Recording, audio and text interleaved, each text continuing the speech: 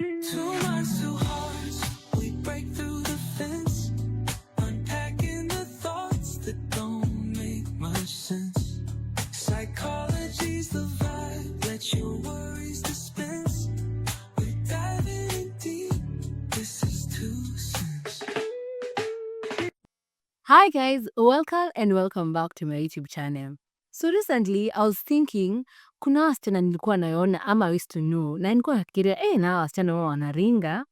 I bet umewahi fikiria hivyo kuhusu mtu. Whether you are right or wrong, that's up to you to decide. But I was reflecting on it in the present tense na nikajiuliza, do I think hao wasichana wao walikuwa wanaringa? And right now my answer is no. The reason being, I was looking at them back then and I was projecting my own insecurity. Like, how dare you have the confidence to do this or that? They had something that I didn't have, the courage and the confidence, which is great. But from my point of view, it was something that I didn't have. And so instead of trying to work on myself to improve, what did I do? I put on the mask of projection and was projecting my own insecurities. Projection is just an example of one of the masks that people put on either consciously or unconsciously. They're also called shields. People wear masks often as a defense mechanism, used to protect themselves from emotional pain, vulnerability, or fear of rejection. These masks, they can manifest in our behaviors, attitudes, or even certain personas that hide a person's true feelings or identity. Kama venye nimewaambia yangu hapo juu. These defense mechanisms, they help individuals avoid confronting painful emotions or experiences, and often are formed as a result of past trauma, criticism, or rejection. Over time, wearing these masks can lead to feelings of isolation, stress, or anxiety, as a person might feel disconnected from your true self or struggle to manage the pressures of maintaining that image. Now, this is what happens. Now in therapy or when you're doing shadow work, individuals explore the underlying causes of these protective masks. Sasa una get kujua, why are you putting on this mask? Why do you have this defense mechanism? Is it because of past trauma? Is it because of self-doubt or society expectations? They could also work with the person to identify healthier ways of coping, build self-awareness, and develop more genuine self-expression to foster healthier and more meaningful relationships. So what are the common masks that people have? We have perfectionism. This is the need to be flawless and without flaws. People pleasing, always trying to make other people happy at the expense of your own need. Kuna emotional suppression. This is you avoid to express your true emotions ndo wapie calmer, collected ama strong. Pia kuna exaggerating positivity. This is constantly projecting happiness and success when una feel uko down ama uko inadequate. Then we have denial. Hii ni ile unakata tu accept ukweli.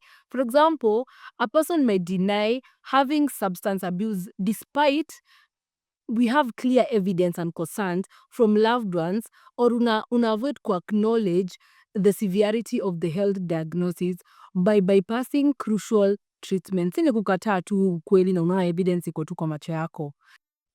The other one is avoidance. Avoidance, this refers to you trying to steer clear of people or situations that might end up to stir anxiety or unwanted emotions. Hii ni kuavoid maybe certain situations, certain people. Juu unajua wataleta feelings zenye hutaki. So unafanya nini? Unawa-avoid.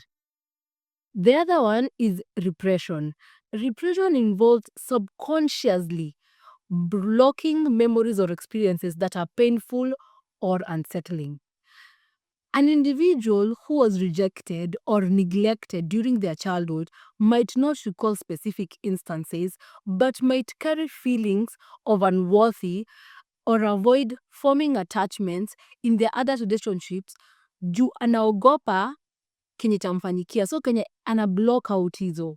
So that is what repression is.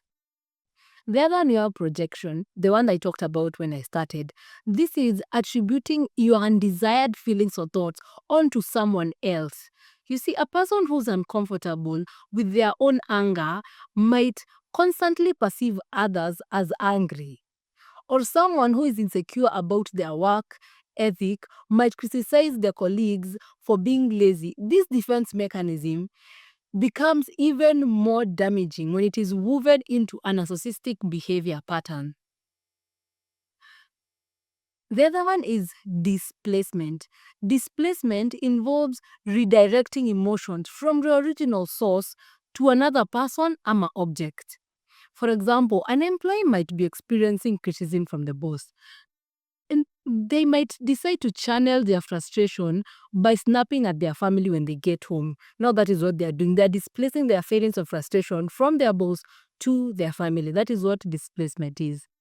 The other one, we have regression. This involves reverting to an earlier stage of development when confronted with stress. An example is an adult throwing a temper tantrum when things don't go their way, mimicking the emotional expression of a child. So now, that is something that a child does, not an adult. So that is what repression is, going to the earlier stage of development when confronted with something that is uncomfortable for them. The next one, kuna substitution. Substitution refers to the replacing one behavior with another. A classic illustration would be a person who turns to excessive eating after a breakup, utilizing food as a form of consultation instead of confronting the emotions directly. The other one you have is rationalization.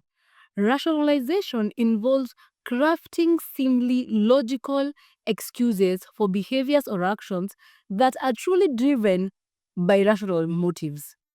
For example, a student after failing an exam might insist that the material was relevant or the grading was biased, rather than acknowledging the lack of study or preparation. The other one is distortion. Distortion involves reshaping external realities to fit your internal needs, which sometimes involves a considerable departure from the reality of the situation. Hii ni ile a person might believe that everyone dislikes them, disregarding any evidence of affection or admiration from them. So unakuwa completely distorted from the reality, unaingia into another day of that it can suit whatever your internal needs are. So you might wonder, what are the benefits of removing this mask or these shields? Number one is authentic connection. Being real and honest with others will foster more genuine and deeper relationships. Authenticity leads to more meaningful connections where people feel more accepted for who they truly are. So ukikuwa wewe yourself, you get to be authentic na utakuwa accepted for who you are. Hiyo ingine ni emotional healing. Unmasking allows individuals to process suppressed emotions, leading to an emotional healing and growth. It provides a way to confront, release, and repressed feelings that have been holding them back. When you're wearing this mask, when you're wearing this shield and this defense mechanism, for example, distortion, that means you are not addressing the feelings in themselves because you're trying to create a reality that is different, or projecting. So when you are able to remove that mask, unaona utaweza kuheal. So you heal emotionally na utaweza kudeal na hizo suppressed emotion. The other one is self-compassion. Letting go of this mask helps individuals to become kinder to themselves. They can begin to accept their imperfections, recognizing that it's okay not to be perfect. Unaona, kama ile ya projection, that it's okay that I did have the confidence and I can work towards building my confidence and my courage. In summary, therapists see these masks as both protective and limiting. Well, sometimes they are necessary to have the masks in certain circumstances because they can help you in that time. You might need them at a specific time, but they also prevent individuals from living authentically, forming deep connections, and fully processing your emotions. So what therapy and shadow work does, inakuhelp unapeel all those layers in a safe, supportive environment and connect with your true self. So the next time you find yourself thinking, kama nilikuwa nafikiria, ama treating a certain behavior, having a certain behavior, certain thoughts, ask yourself, is this really a fact, or am I projecting, am I repressing, am I living in the reality? So question yourself and uone kama umevaa mask, kama that is your true authentic self. So yes, bye, see you next time. To